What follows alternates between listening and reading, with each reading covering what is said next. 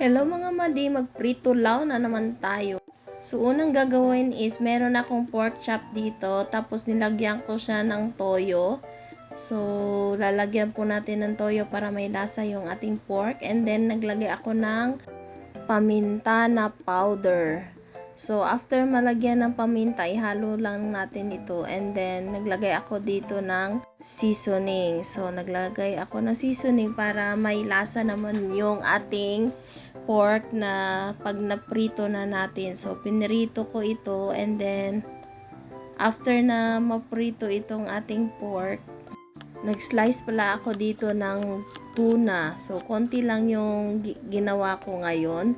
Tama lang sa aming dalawa ng aking anak. So after nito, i-set aside natin to.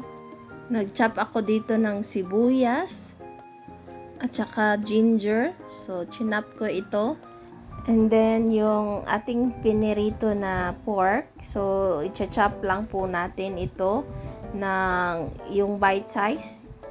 So, i-prepare natin itong ating tuna, and then, ilagay na din natin yung ating pork dito sa ating lalagyan. And then, ang sunod natin is yung sibuyas at saka yung ginger natin. So, paghalu-haluin lang po natin itong lahat.